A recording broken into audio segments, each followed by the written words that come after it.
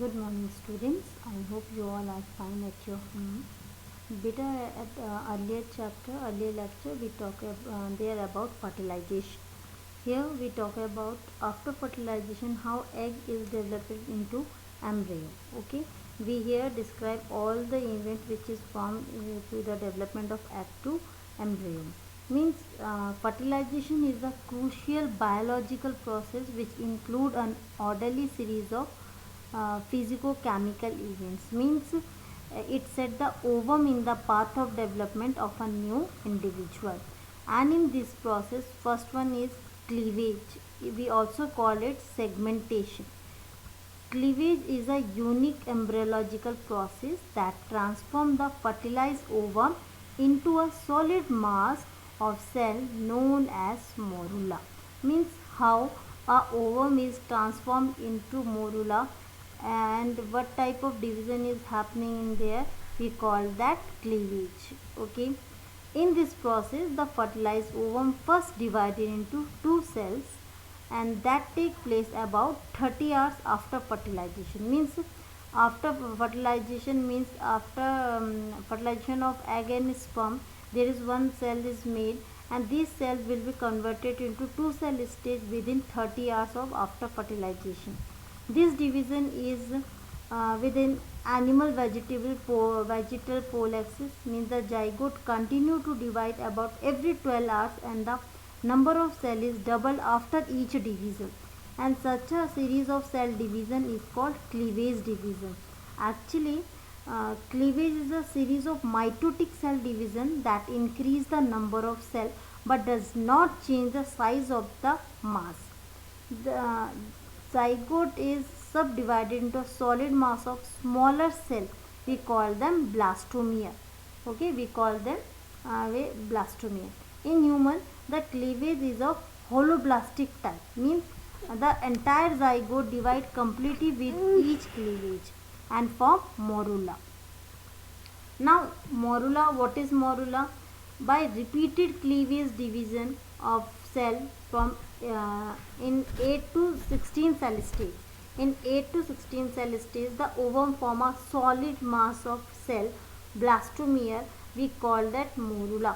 It means at the blastomere stages of 8 to 16 cell stage of morula, blastomere, we call morula. Because it is called morula because it is an because of its appearance, like it's seen like a mulberry part or mulberry fruit. That's why we call it morula. Okay, it is formed within the fallopian tube. Means this all process means cleavage is happening in fallopian tube. Means there is no room in the fallopian tube for a fertilized egg to grow into a baby. It must make its way to the uterus, which has to be capacity to grow in response in fetal needs. The embryo at the morula stage is thus propelled into the uterus by the peristaltic muscular contraction movement in the fallopian tube, and it takes 4 days after ovulation to reach the uterus. The morula enter the uterine cavity at the time when the endometrial lining is in quite suitable stage to accept it.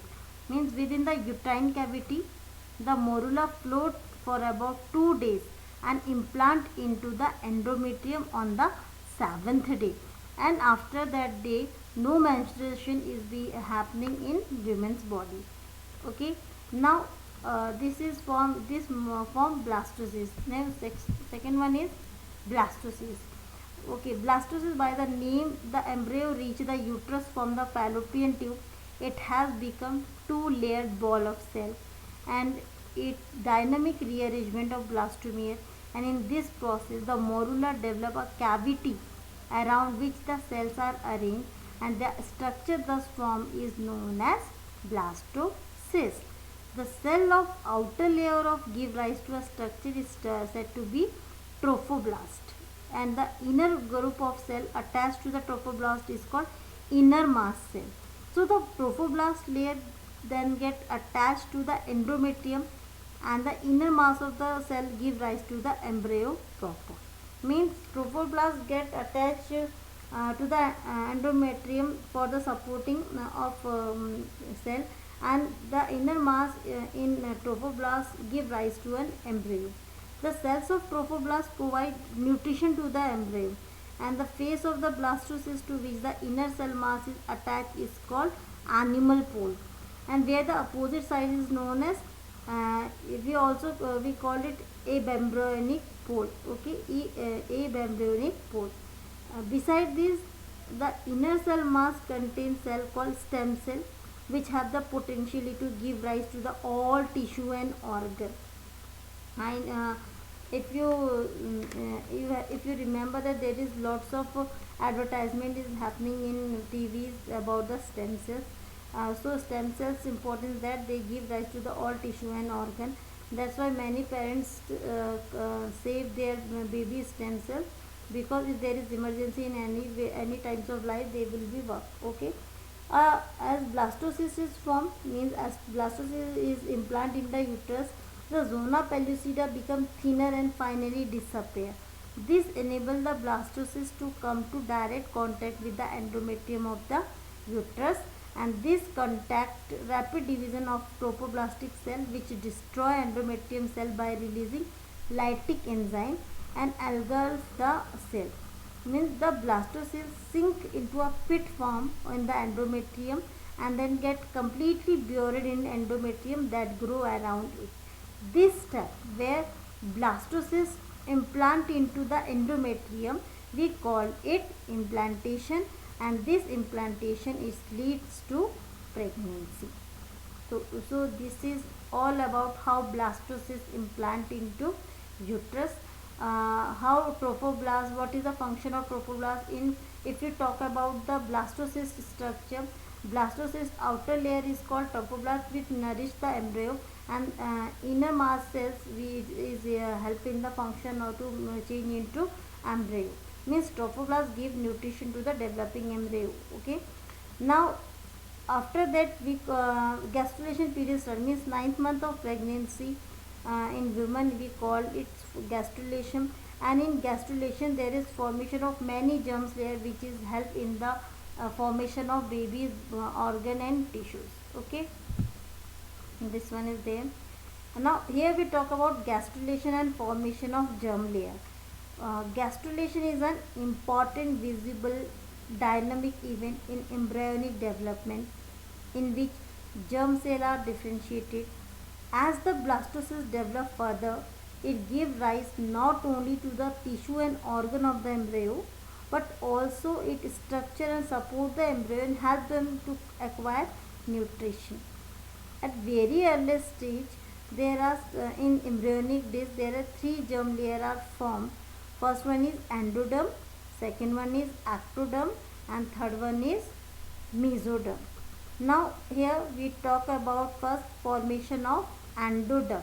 Okay, means in course of development, inner cell of the blastocyst become flattened and come lie to its free surface. These cells constitute the endoderm, the first germ layer to be continued, and they rapidly increase the number and make second complete layer inside the original outer layer of the blastocyst.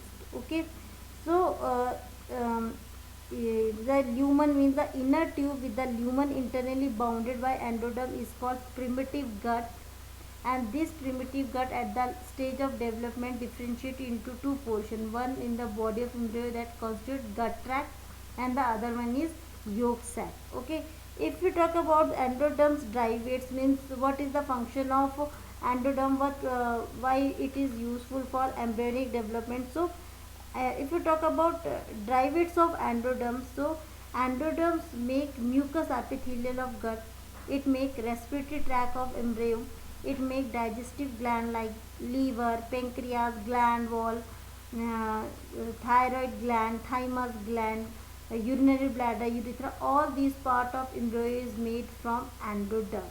Okay. Now second one is formation of ectoderm. After endoderm, the remaining cell of the inner cell mass cell become the ectoderm. Okay, and what is the derivates of ectoderm, means what body parts is made from ectoderm.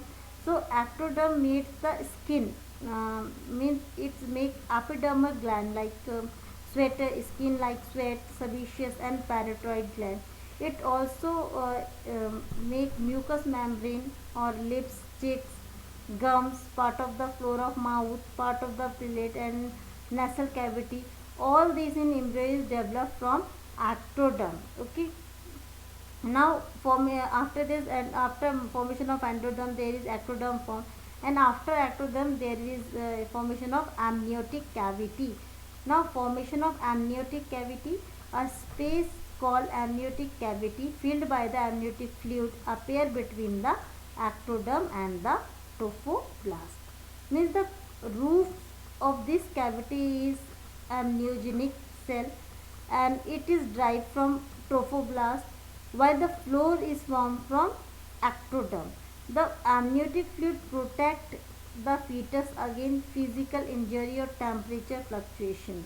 Okay, means in the womb of the mother, this amniotic fluid protect the baby from external injuries, means physical injuries or temperature fluctuations. Okay, and if you talk about the amniotic cavity is also helpful for know about the baby is proper formed properly or not, if there is any disease in baby.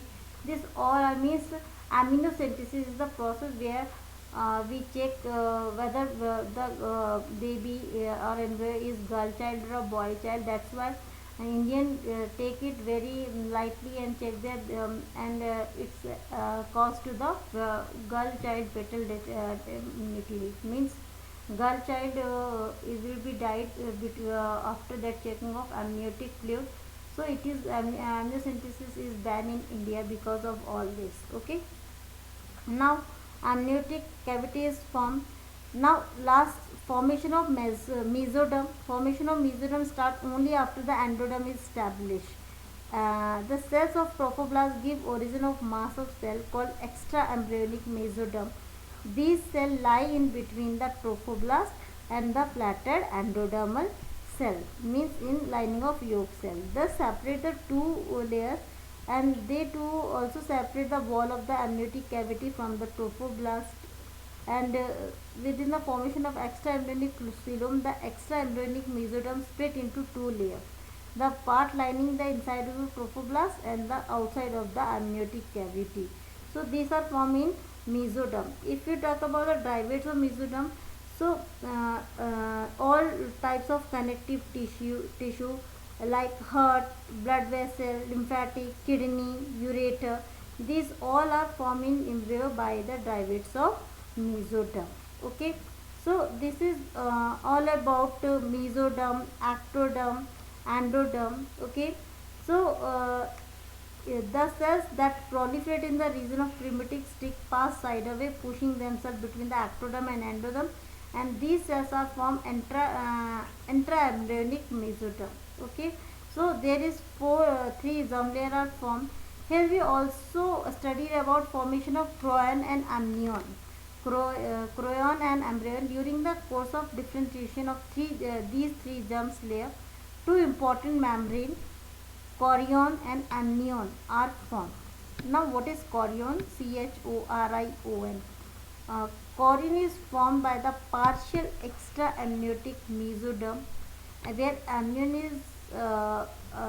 is developed by the amniogenetic cell forming from the wall of the amniotic cavity. And both these layers play an important role in the childbirth, means in the formation of, in the process of parturition. Even before the complete course of amniotic cavity, the endoderm layer from length of the hinder end of embryo grow out of the sac or vesicle. They carry it with the overlaying layer of splenchic mesoderm. This vesicle is called allonatus. Okay, so there we study about ectoderm, how ectoderm formation, what is the derivatives of ectoderm, what is the derivatives of mesoderm, what is the derivatives of endoderm, and what is chorion, what is amnion. This is all very important by board point of view. I hope you all understand this. After that we talk about placenta in our next class. If you have any query beta, please connect with Zoom classes. I hope you all connect with there. with your issues if you have. Okay, thank you.